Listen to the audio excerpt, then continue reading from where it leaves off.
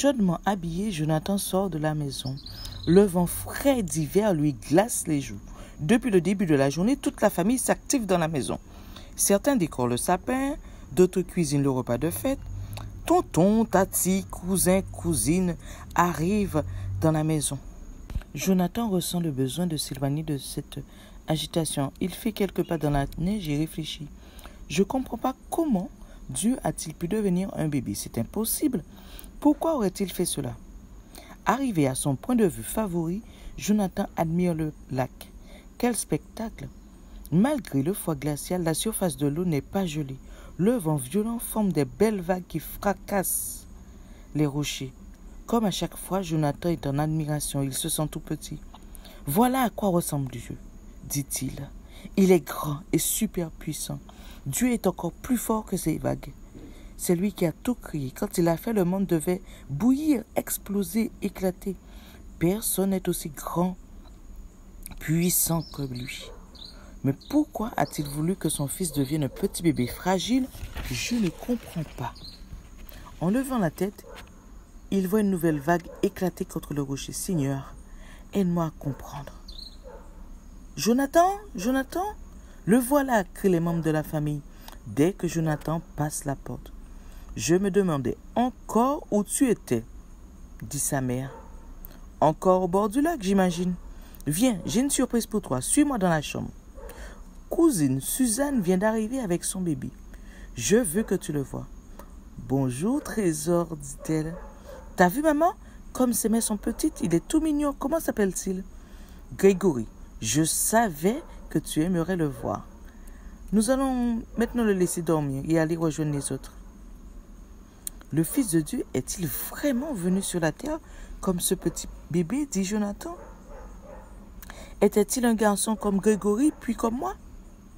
Je ne sais pas pourquoi il est encore venu comme un bébé.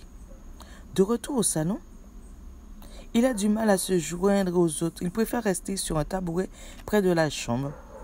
Il fait semblant de lire en regardant chaque membre de la famille du coin de l'œil entrer sur la pointe des pieds dans la chambre du petit Grégory. Tante Marguerite dit quelque chose qui attire l'attention de Jonathan. Ce bébé, c'est le miracle de la vie. Il nous donne la joie et l'espoir pour l'avenir. Jonathan se demande, est-ce pour cela que Jésus est venu dans le monde comme un petit bébé? Pour donner de la joie et de l'espoir à ceux qui n'en avaient pas? Jonathan n'en croit pas ses oreilles. Il n'a jamais vu son arrière-grand-père aussi tendre avec un enfant. Bonjour petit bonhomme, tu es si mignon, veux-tu sourire à ton arrière-grand-père? Jonathan se demande, qu'y a-t-il de spécial chez ce bébé pour provoquer tant d'amour?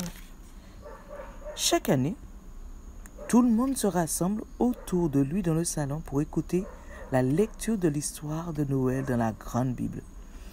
Va-t-il enfin me trouver la réponse à ma question? Pourquoi Dieu a-t-il envoyé son fils sous la forme d'un bébé? L'arrière-grand-père ouvre la parole de Dieu et commence par le livre de Luc au 2e chapitre. En ce temps-là, l'empereur Auguste publia un édit qui ordonnait le recensement de tous les habitants. C'est ainsi que Joseph, lui aussi, partit à Nazareth, monta à Galilée, en Judée, à Bethléem, pour le recensement avec Marie, sa fiancée. Mais juste avant, un ange les avait avertis qu'ils seraient parents d'un bébé spécial parce que le Saint-Esprit allait agir sur le corps de Marie pour qu'elle devienne enceinte. Il continua la lecture. Or, durant leur séjour à Bethléem, arriva le moment où Marie devait accoucher. Elle mit au monde un fils, son premier-né. Elle lui mit dans les linges et le coucha dans la mangeoire. Il n'y avait pas de place pour eux dans les hôtels réservés aux voyageurs. La maison de Dieu au ciel est bien différente. Pourquoi a-t-il fallu que Jésus, le Fils de Dieu, quitte cet endroit merveilleux pour naître dans une étable? Tante Suzanne n'aurait pas pu accoucher dans un garage ou dans une grange. Jonathan fronce les sourcils, mais continue à écouter. Dans les champs environnants, les bergers passaient la nuit pour garder les troupeaux. Et les anges leur apparurent. Jonathan se demande, qu'est-ce que ces bergers faisaient là pendant la nuit? Pourquoi étaient-ils aussi nombreux, peut-être pour regarder les étoiles et voir la grandeur de Dieu. Mais un ange leur apparut, un ange du Seigneur. Gloire à Dieu dans les hauts cieux. Jonathan continue à écouter et rapproche son tabouret. N'ayez pas peur, dit les anges, je vous annonce une nouvelle qui sera pour tout le peuple un sujet d'une grande joie. Un sauveur nous est né aujourd'hui, et voici à quoi vous le reconnaîtrez. Vous le trouverez, ce nouveau-né, dans les langes, couché dans une mangeoire. Et tout à coup apparut, aux côtés de l'ange, une multitude d'anges de l'armée céleste qui chantaient « Gloire à Dieu au plus haut cieux et la paix sur la terre aux hommes qu'il aime. » Ça devait être merveilleux, se dit Jonathan. Dieu venait d'envoyer un sauveur pour les hommes pour qu'ils puissent recevoir le pardon de leurs fautes, de leurs péchés, et qu'ils soient dans la joie et dans la paix avec lui. Tante Marguerite avait bien dit que ce bébé Grégory apportait la joie et l'espoir pour l'avenir. La naissance de Jésus en a donné beaucoup plus que les autres bébés. Dans la joie et de l'espoir. Voilà pourquoi Jésus, le Fils de Dieu, est né dans l'étable. Ils avaient besoin d'un sauveur. Dieu savait ce qu'il faisait. Il voulait que tous les hommes, petits, grands, riches ou pauvres, comprennent que Jésus est venu pour eux. Ce bébé a rempli de joie et d'espoir tous ceux qui l'ont vu. 1 Timothée chapitre 1 et le verset 15 nous dit « Jésus est venu dans le monde pour sauver les pécheurs. »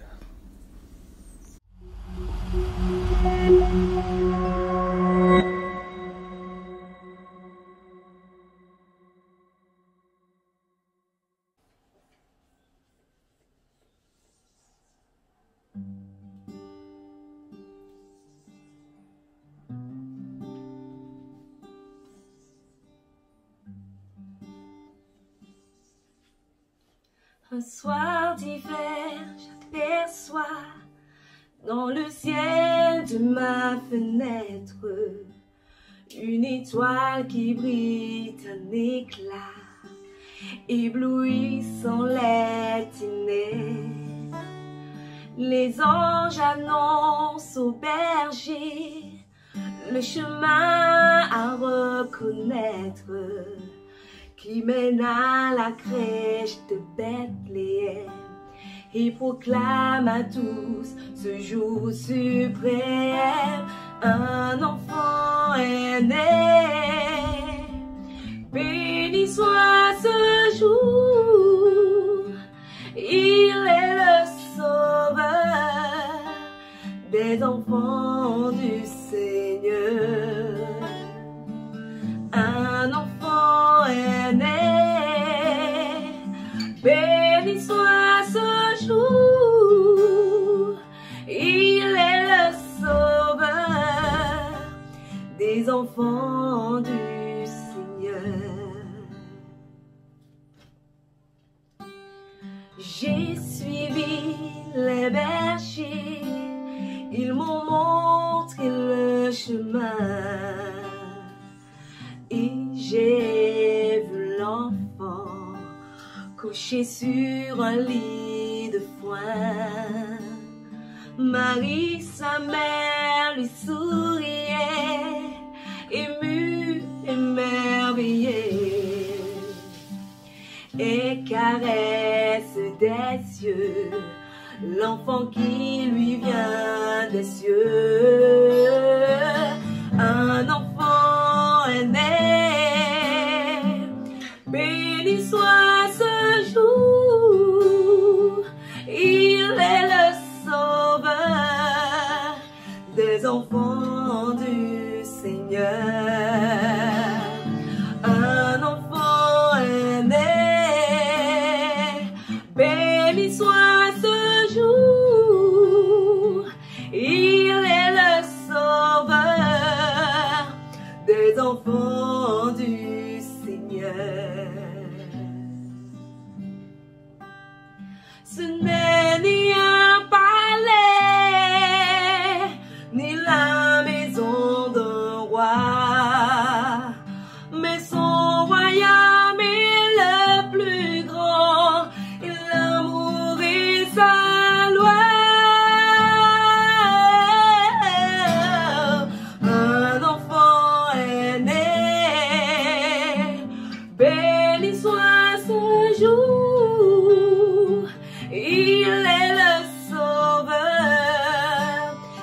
enfants du Seigneur.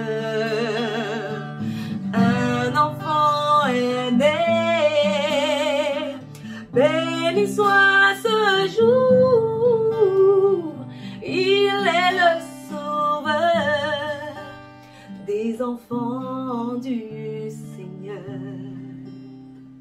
Il est le sauveur des enfants du Seigneur.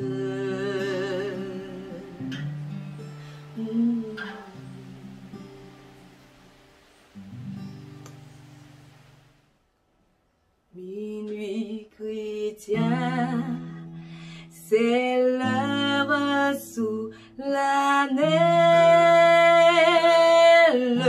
où l'homme de Dieu descendit jusqu'à nous pour effacer la tâche originelle et de son Père arrêter le cours. Le monde entier tressaille d'espérance à cette nuit qui lui donne un sauveur.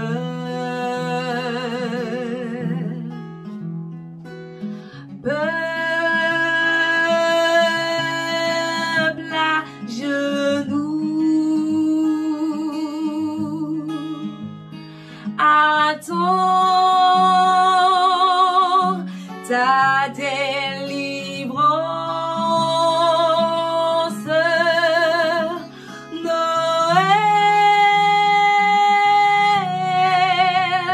Noël,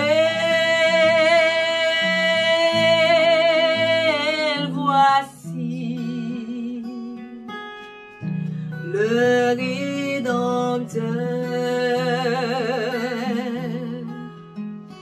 Noël,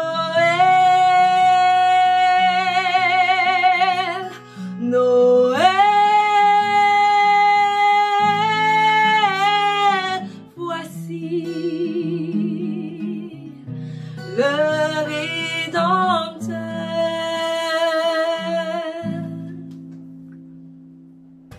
De notre foi, que la lumière ardente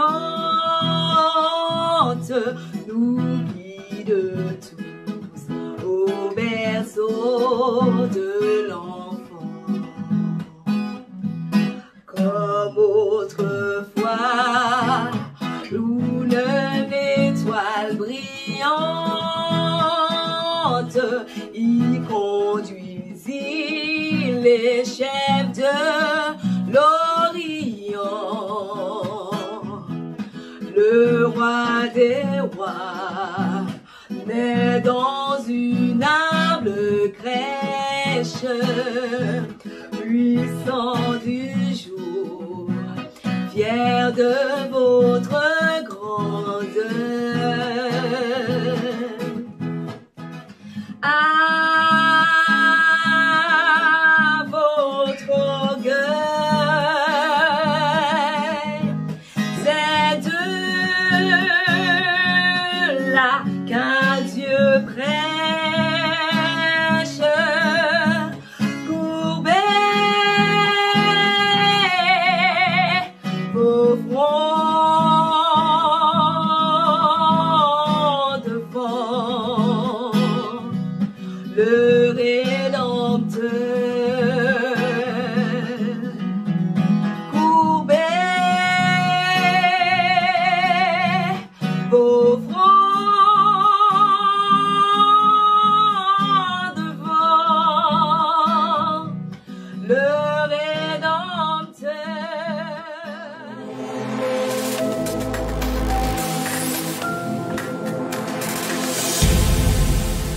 Bonjour à toutes et bonjour à tous. Je n'ai que 5 petites minutes pour partager avec vous l'un de mes témoignages. Dieu est le même hier, aujourd'hui et éternellement. Et dans un tout petit moment, je vais vous expliquer pourquoi je viens de dire ça.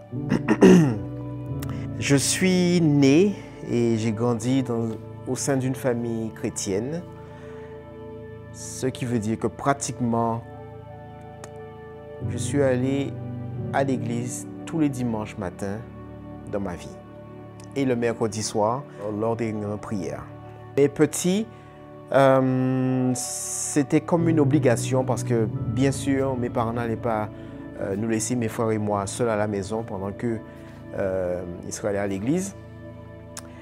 Et à l'adolescence, on va dire que c'était pour ne pas décevoir Dieu, pour ne pas décevoir mes parents, que j'ai continué à y aller. Un peu plus tard, quand j'étais jeune adulte, on va dire que c'était plutôt par routine. Je servais le Seigneur à l'église et j'ai joué au violon pendant plusieurs années. J'ai animé des cultes. J'ai accepté le Seigneur plusieurs fois, des tonnes de fois. Quand j'étais petit, lors des cours d'été ou le dimanche matin lors des réunions dominicales pour enfants. Et plus tard, lors des conférences d'évangélisation qui avaient lieu à divers endroits en Guadeloupe, dès que le message était bon et qu'il me touchait et que l'opportunité se présentait, je renouvelais ma conversion au Seigneur. Mais la fois où j'ai vraiment accepté le Seigneur Jésus dans ma vie remonte à il y a quelques années en fait. J'avais 31 ans. J'étais en Australie avec ma femme et j'ai expérimenté des choses tellement incroyables. J'ai compris nettement plus qui il est et ce qu'il veut de moi. Et ça me renvoie à l'une de mes premières phrases du témoignage qui était qu'il est le même hier, aujourd'hui, éternellement. Et pourquoi je dis ça? C'est parce que j'ai compris une chose de Dieu qu'il a dit dans sa parole depuis le début, c'est qu'il aime, comment dire ça? Il aime être loué, il aime être honoré, il aime être adoré. Et c'est comme ça. Je ne peux pas le changer, vous ne pouvez pas le changer, personne ne peut le changer. Mes yeux se sont ouverts d'une certaine manière et que j'ai vu l'importance de louange, d'adoration et ça a changé ma vie en fait. Quand je voulais demander au Seigneur pardon pour quoi que ce soit que j'ai fait qui ne l'a pas plu, j'avais l'impression qu'il me fallait passer des heures à répéter la même chose. Seigneur, pardon, pardon, je sais que c'est pas bien, pardon. Pour avoir le sentiment après quelques heures que, ok, je l'ai dit tellement de fois que maintenant Dieu doit m'avoir pardonné. Et j'ai compliqué l'évangile de cette manière-là pendant la majeure partie de ma vie, ce qui a fait que je n'ai jamais apprécié d'être chrétien. J'ai compris que le Seigneur est simple, l'évangile est simple. Il ne demande pas de choses compliquées, c'est juste de l'aimer, de le louer, de l'adorer, de le mettre en premier dans nos vies et le reste. Un exemple qui ne date que d'hier soir. Ma femme et moi, on a amené nos enfants au lit. Ici, il fait tellement froid ces jours-ci que ma femme elle a des problèmes avec sa peau sèche au niveau des mains et elle a des fissures. On a demandé à notre fils s'il veut prier pour ça. Et moi, ma prière, avant qu'il ait commencé, était déjà « Ok, Seigneur, tu es bon, tu nous aimes, ma femme a besoin de ses mains. » Je ne sais plus trop quoi qui est passé dans ma tête, mais une prière compliquée à expliquer au Seigneur pourquoi ce serait bien qu'il guérisse ma femme. Et là, mon fils, il commence à prier et qu'est-ce qu'il dit? Il dit « Seigneur Jésus, merci parce que tu vas guérir maman. » Et c'est tout. Et il passe au sujet suivant dans sa prière. Et pendant qu'il continue à prier, moi j'ouvre les yeux, je le regarde, je dis mais c'est incroyable. C'est incroyable, c'est magnifique ça. Comment l'enfant n'a pas perdu de temps sur le sujet, il sait déjà pour la raison pour laquelle on prie. Donc lui, il est passé à l'étape finale, il a déjà remercié le Seigneur. Merci parce que tu vas guérir maman. Moi, j'ai trouvé ça magnifique de voir la simplicité de sa prière. Et ça m'a encouragé à ne pas m'éterniser sur des choses qui doivent peut-être fatiguer Dieu lorsque je m'éternise trop, mais de faire ce qu'il aime, de passer du temps à le remercier et à l'adorer et à le louer et à l'honorer et à le mettre à la première place tous les jours. Le Seigneur, il a dit dans sa parole il se sent aimé, honoré, et je crois à 100% qu'une attitude comme ça ouvre des portes aux bénédictions du Seigneur.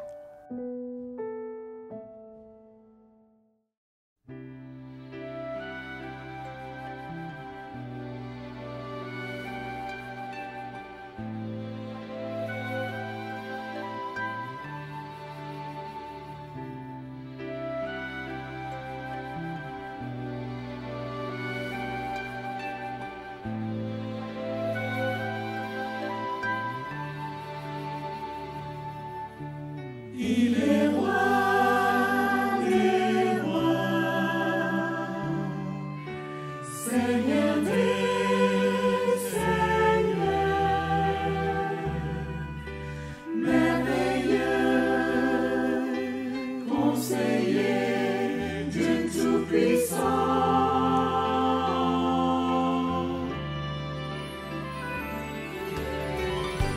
Emmanuel,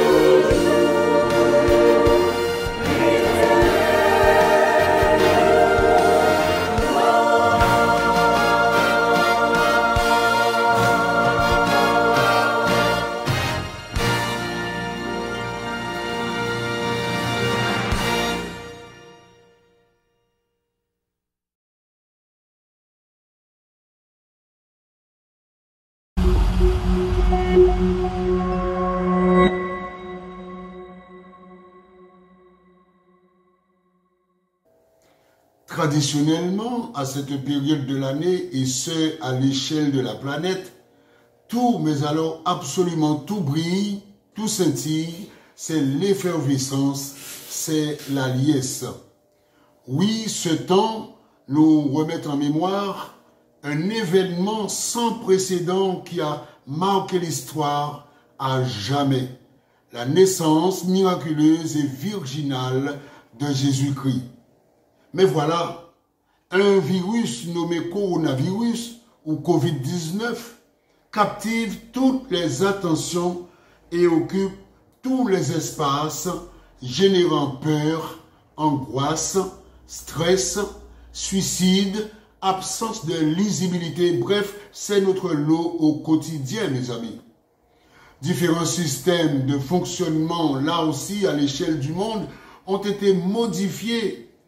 Nos plans et projets sous personnels ont été également revus et corrigés. C'est dire combien ce virus a été d'une violence inouïe et il continue son œuvre funeste. La désespérance est telle que de nombreuses voix s'élèvent disant que plus rien ne sera comme auparavant.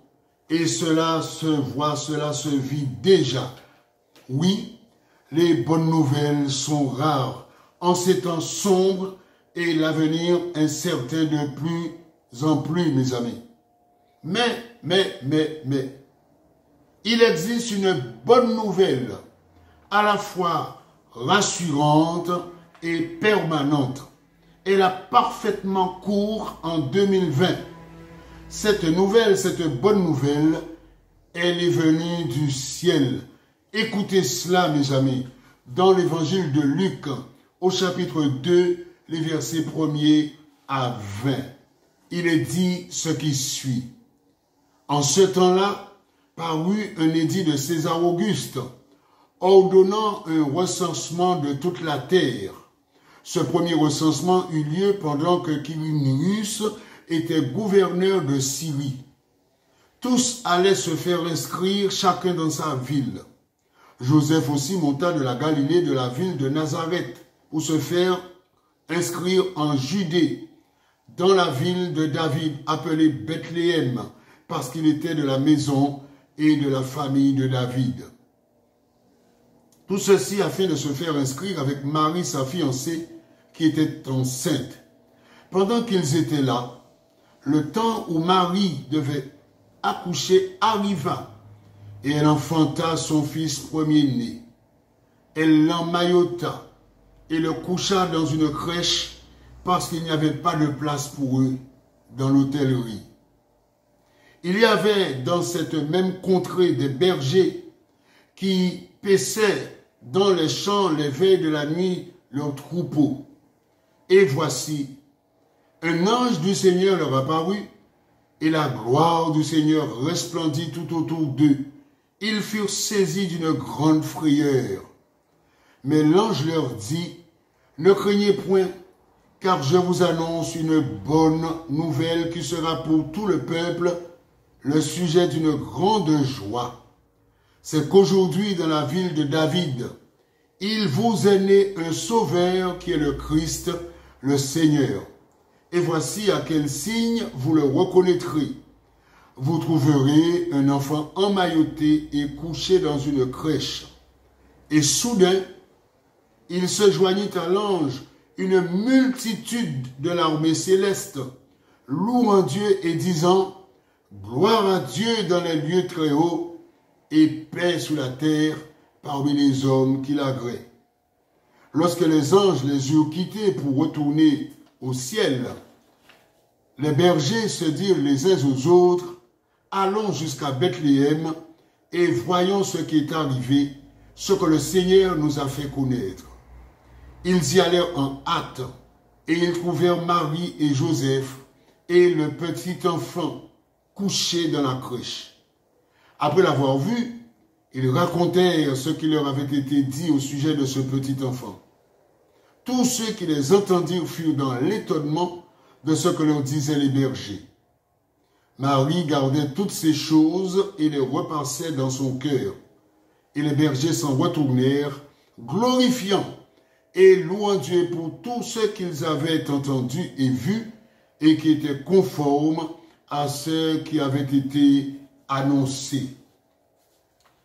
Mes amis, que je vous dise, vous noterez la fin de ce texte où il est dit ceci, tout ce qui était conforme, ou si vous préférez, tout ce qui s'accordait avec l'annonce de l'ange, mais aussi avec celle des prophètes. En effet, le prophète Ésaïe est l'un de ceux-là. Prêtons l'oreille et suivons ensemble cette lecture au chapitre 7 de son livre, au verset 14. Il est dit ceci, « C'est pourquoi le Seigneur lui-même vous donnera un signe. Voici, la Vierge deviendra enceinte, et elle enfantera un fils, et elle lui donnera le nom d'Emmanuel. » Emmanuel qui signifie Dieu avec nous.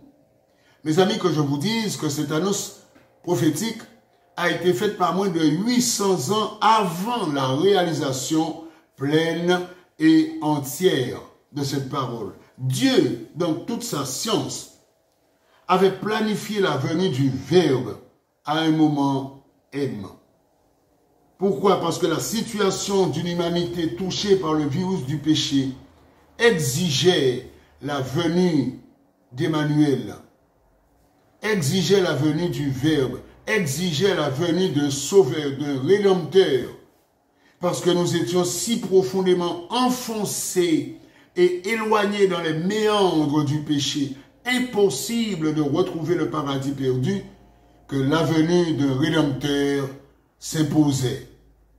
L'annonce de l'ange, il vous est né un sauveur, est venu confirmer l'intention de toujours du Dieu trinitaire. Il vous est né un rédempteur, quelqu'un, le Christ, qui rachètera les hommes de leurs péchés. Ainsi, au chapitre 9, toujours du livre d'Ésaïe, verset 5, il est dit ceci, « Car un enfant nous est né, un fils nous est donné, et la domination reposera sur son épaule.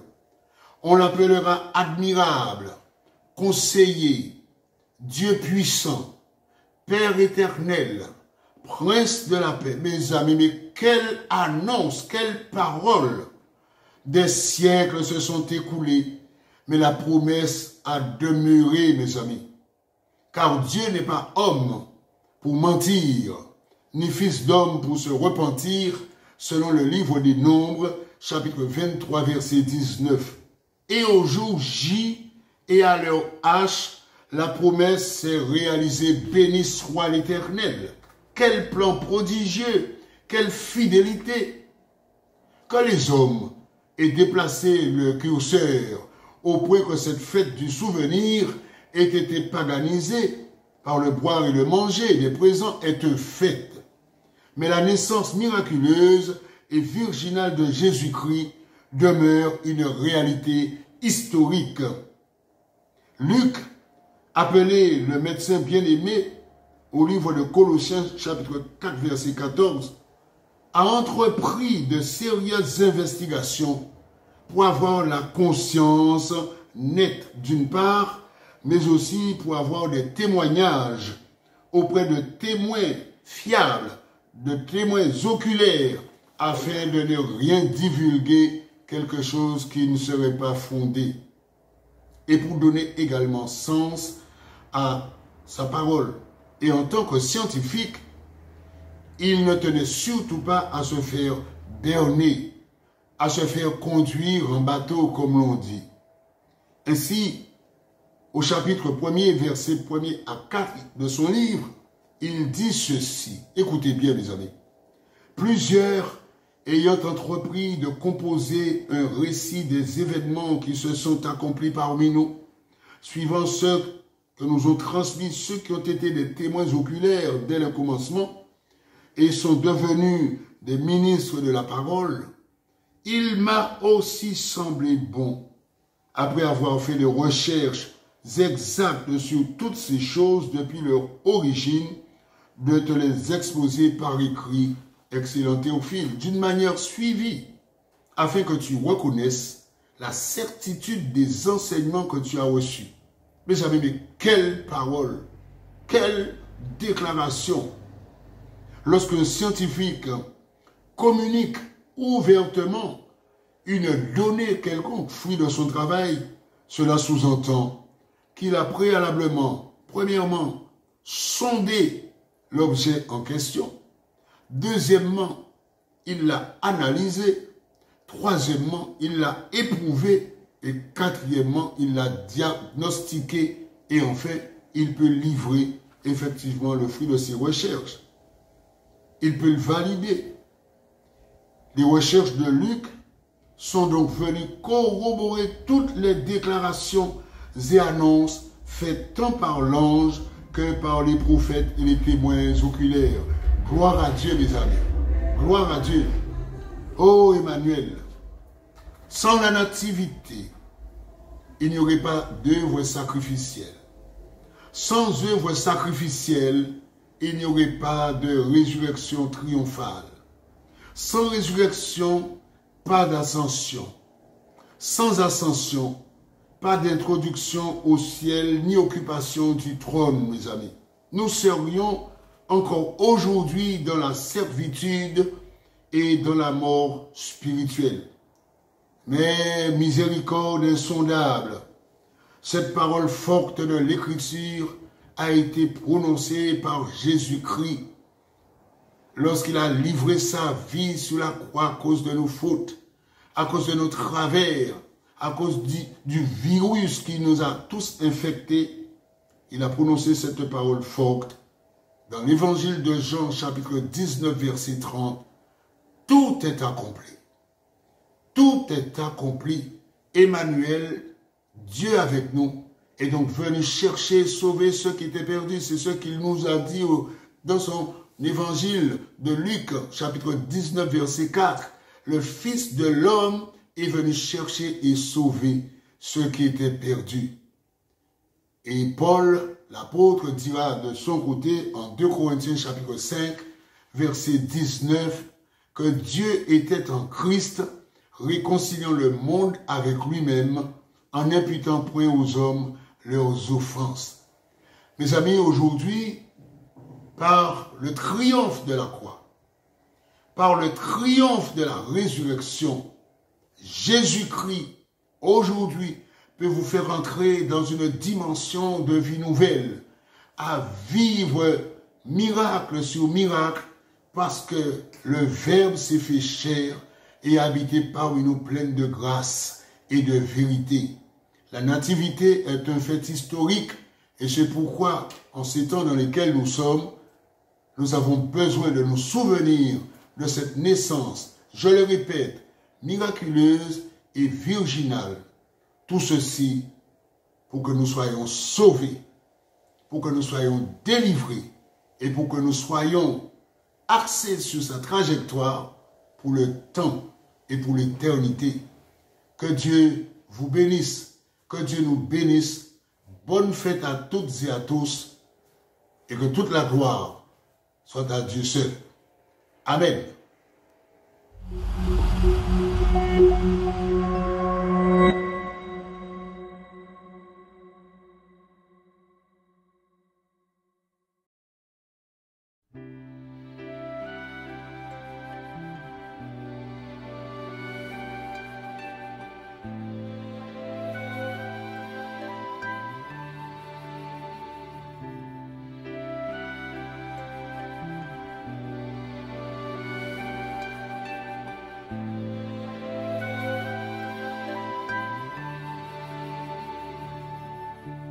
Il est roi des rois, Seigneur des seigneurs, merveilleux, conseiller, Dieu tout-puissant.